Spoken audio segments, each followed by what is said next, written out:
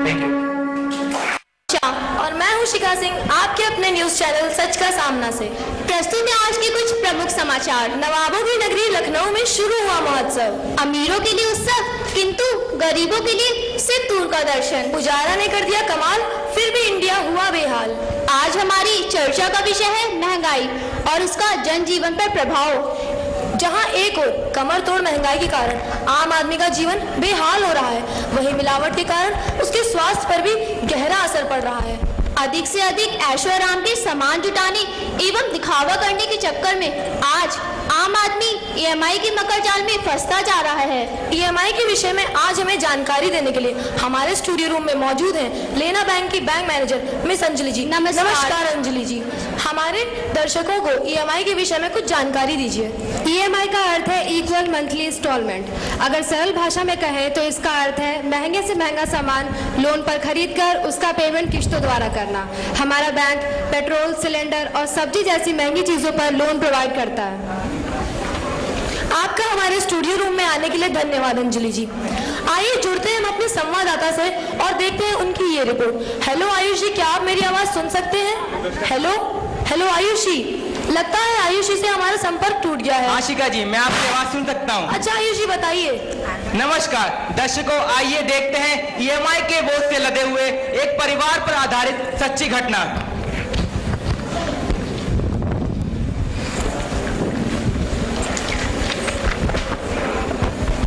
हे बंसी वाले, तेरा भी जवाब नहीं।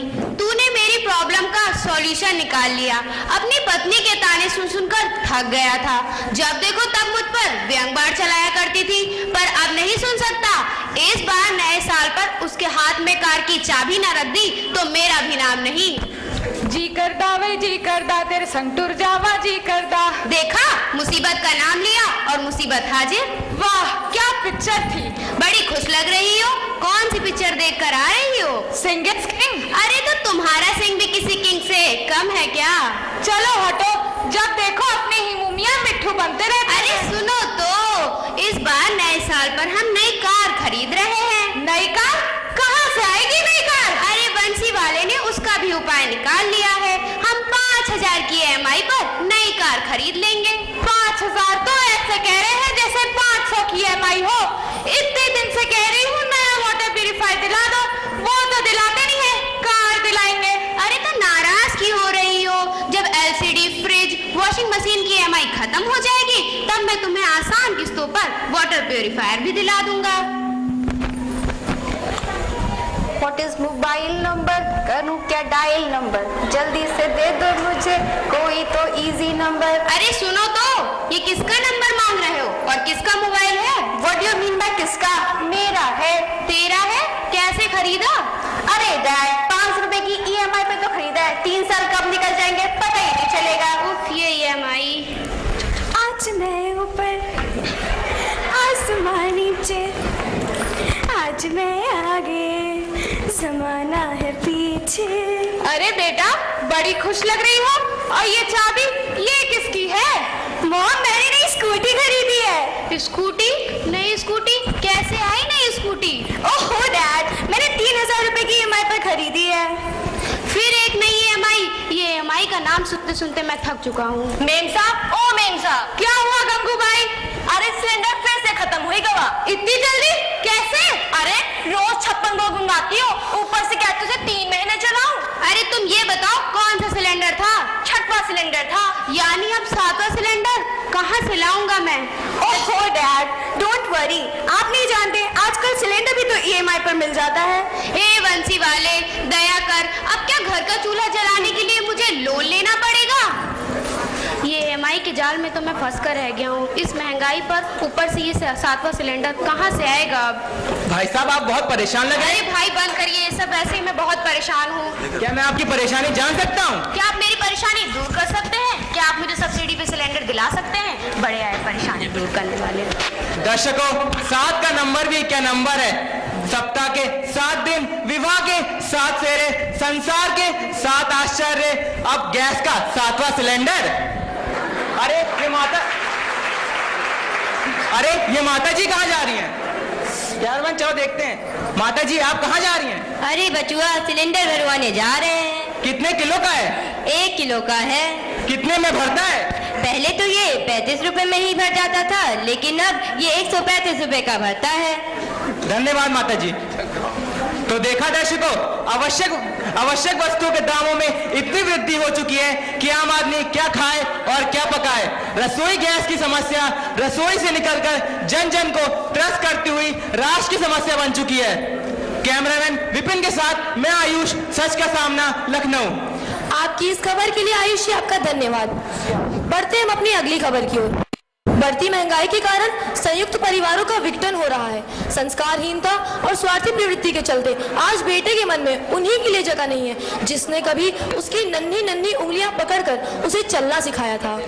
अपने लिए तो विशाल भवन तैयार कर लिया, लेकिन पूजनीय माता पिता के लिए ना तो घर में कोई कोना है और ना दिल में। आइए देखते हैं समाज की कुछ ऐसी ही विसंगतियों को और ढूंढते हैं उनके हल, ताकि हमारे जीवन में भी कुछ सुकून आ सके। चलिए जुड़ते हैं अपने संवाददाता से। हाँ, हेलो आयुष जी, बताइए। दर्शकों, हमारे साथ 2 बुजुर्ग मौजूद हैं। आइए पूछते हैं इनका हाल। नमस्कार बाबा। अरे बाबा, आप बाहर क्यों बैठे हैं? अरे बेटा, अपनी मर्जी से बाहर थोड़ी ना बैठा हूँ। बेटे का इतना बड़ा घर होने के बावजूद भी उसमें हमारे लिए कोई जगह नहीं है। माता जी, आपके बेटे ने आपको घर से बाहर निकाल दिया, आपको कैसा लग रहा है बताइए?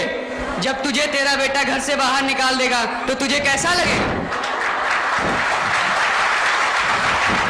बाबा, आपके कितने बेटे हैं?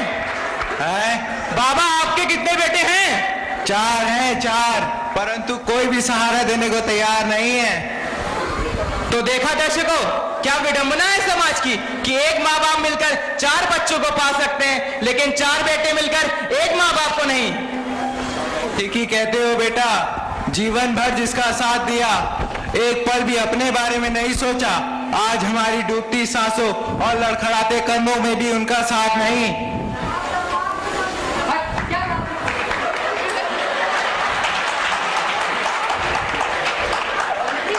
देखा आपने हमारे सभ्य समाज की असभ्य हरकत। जहां माँ बाप को भगवान के समान माना जाता है, वहीं दूसरी ओर उन्हें पुराने सामान की भांति घर से बाहर फेंक दिया जाता है।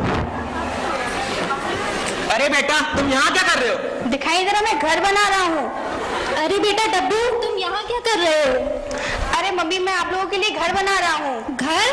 हमारा तो इतना बड़ा घर है, तो फिर इस छोटे घर की क्या जरूरत? ये घर मैं आप लोगों के बुढ़ापे के लिए बना रहा हूँ। हमारे लिए? पर क्यों? जब आपके बुढ़ापे में मैं आपको घर से बाहर निकाल दूंगा तो आप इसी में रहिएगा।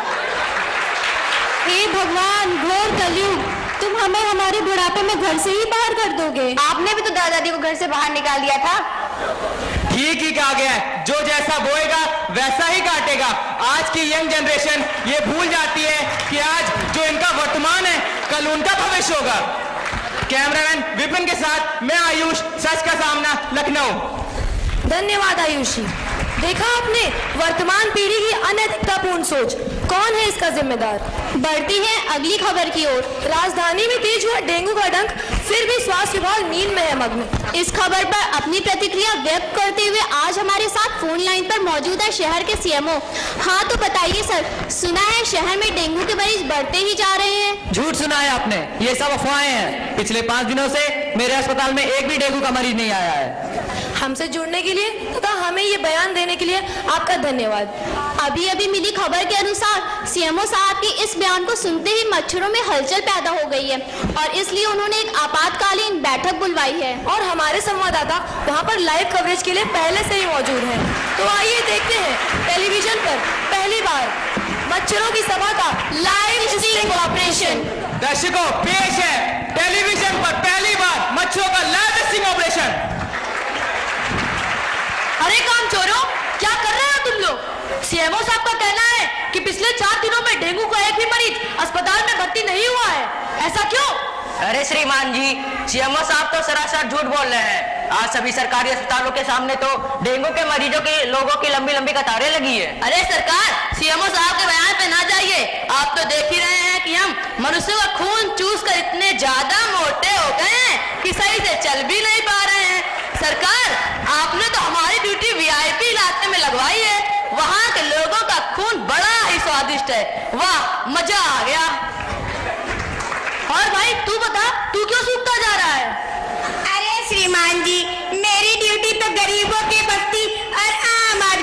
इलाके में थी। गरीब लोगों में खून है क्या जो चूस सको, और जो थोड़े खाते पीते लोग हैं वो तो जंक फूड और मिलावटी खाना खा खा कर उनके खूनों में भी कोई स्वाद नहीं रहा। सरकार मेरी सेहत तो दिनों दिन बिगड़ती ही जा रही है। लगता है एक दिन मुझे डॉक्टर के पास जाना पड़ेगा। सरकार मेरी तो कहीं और ही जगह पे ड्यूटी लगाइए, कहीं वीआईपी स्थल पर। और भाई तू बता, तेरे क्या हाल है? अरे सरकार, मैंने तो अपना काम कर दिया। आपने मुझे अपराधियों को काटने का जिम्मा सौंपा था, मैंने तो उनको ऐसा काटा कि उनका काम ही तमाम हो गया। वाह मेरे शेर, तूने बहुत हिम्मत का काम किया। तू सम्मान के योग्य है। आज से तू मेरा राइट हैंड और तुम सब इसके अंडर में काम करोगे। जी सरकार। और भाई तू बता, तेरा क्या हाल है? अरे श्रीमान जी, क्या बताऊं, मैं पिछले 6 महीनों से पूरे परिवार के साथ फॉगिंग मशीन में रह रहा हूं। आजकल के लोग इतने चालाक हो गए हैं, हमें मारने के लिए रोज नए नए तरीके ढूंढते रहते हैं। ऐसी मशीनें ले आए हैं कि पूछो ही मत। कम मच्छर हो तो नॉर्मल मोड और ज्यादा मच्छर हो एक्टिव मोड। पुश करो और खुश रहो। लेकिन कुछ भी हो, चाहे वो कितने भी उपाय करें, तुम्हें भी तो आज पटकने के लिए पर्याप्त अवसर मिल रहे हैं। सड़कों में गड्ढे और गड्ढों में पानी, और गंदा पानी क्या, अब तो तुम सब साफ पानी में भी पनप जाते हो। अब जाओ नालायकों, और सरकारी अफसरों की तरह काम न करने के बहाने मत ढूंढो। जो आज्ञा श्रीमान जी। सभा डिसमिस्ड। तो देखा दर्शकों, मच्छर अपने काम के प्रति कितने सक्रिय और सजग हैं। अगर इतनी सक्रिय और सजग हमारी सरकार भी हो जाए तो हमारे देश का भविष्य बदल जाएगा, हमारे देश का भविष्य बदल जाएगा। धन्यवाद। मैं कैमरामैन विपिन के साथ आयुष, सच का सामना, लखनऊ। आयुष जी, आपकी इस रिपोर्ट के लिए आपका धन्यवाद। तो आज हम लोगों ने कई अहम मुद्दों पर चर्चा की। हम सरकार से अपील करेंगे कि वे बूढ़े बुजुर्गों के हित में कोई कड़ा कानून उठाएं, ताकि उनके साथ समाज में हो रहे अन्याय को रोका जा सके। अगर आप चाहते हैं कि सरकार उनके पक्ष में कोई कानून बनाए तो आप हमें अपनी राय SMS के जरिए भेज सकते हैं। हमारा आज का कार्यक्रम यही समाप्त होता है। हमारा अगला प्रसारण कल फिर होगा आपके अपने चैनल सच का सामना में। हर खबर पर नजर। धन्यवाद।